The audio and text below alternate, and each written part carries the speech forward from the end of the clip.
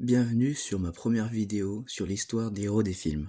Je vais parler de Thor, le dieu du tonnerre du MCU. Si vous avez apprécié la vidéo ou que vous voyez des choses à améliorer, n'hésitez pas à me le faire remarquer dans les commentaires. Je vous souhaite donc un très bon visionnage.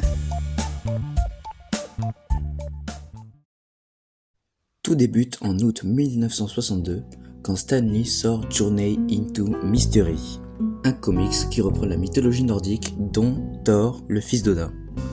Le personnage ayant tant de succès, le comics change de nom et devient The Mighty Thor. Il faudra attendre 2011 avant qu'un film de Thor sorte au cinéma.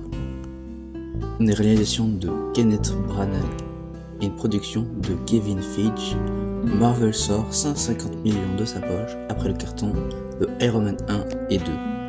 Avec une recette de 450 millions de dollars au box-office, le film est un succès de l'époque. Il nous fait découvrir l'un des meilleurs rôles de Chris Hemsworth et Tom Hiddleston dans Thor et Loki. Puis en 2012, Marvel propose The Avengers. Aujourd'hui, c'est un classique de Marvel et des films de super-héros.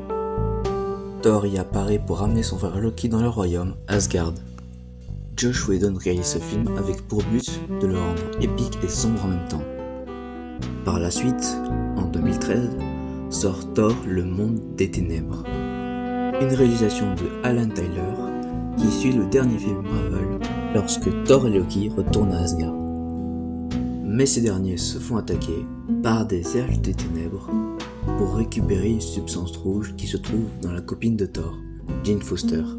Le film est encore plus sombre que le précédent, mais rajoute de l'humour avec le docteur Eric Stanfield, son assistant et la copine de Jane. En 2015, encore sous la direction de Joss Whedon, Avengers, l'ère d'Ultron, raconte la bataille contre l'intelligence artificielle de Iron Man. Thor, pendant un bon moment du film, cherche des réponses sur l'existence des pierres de l'infinité. Puis il aide les héros contre la menace avec Vision, qui est une entité qui possède une des pierres, celle de l'esprit. Les héros gagnent, mais Hulk part dans l'espace.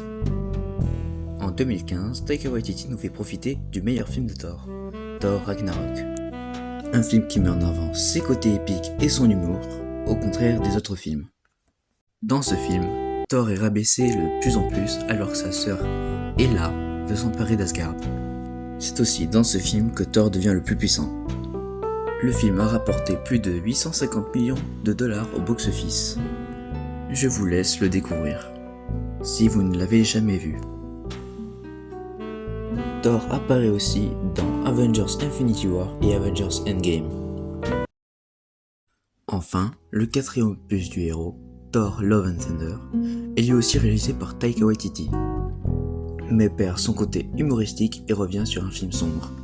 De plus, l'histoire d'amour présente dans les deux premiers films n'est pas principale, alors que celui-ci augmente son importance et l'intégralité du film. Qui est vraiment Thor et comment le faire évoluer dans le MCU? Thor n'est pas qu'un simple homme, c'est un dieu, ce qui lui donne un avantage au niveau des pouvoirs et de son comportement. Je le rappelle, c'est le fils d'Odin, le roi des dieux dans la mythologie nordique. Il est représenté comme un sage, un mentor pour Thor, mais c'est aussi son père qui lui apprend la vie d'Asgardien et de futurs rois. C'est grâce à lui que Thor est aussi fort et qu'il n'a peur de rien. Il n'a pas l'air déboussolé par les antagonistes qu'il doit affronter, mais parce qu'il perd en les combattant. Comme la mort de Loki, de Heimdall ou encore de Jane. C'est pourquoi à la fin du quatrième film, il s'occupe de la fille de Gore, le méchant du film. Il a beau être imposant et vouloir se battre, il ne veut que le bien de tout le monde.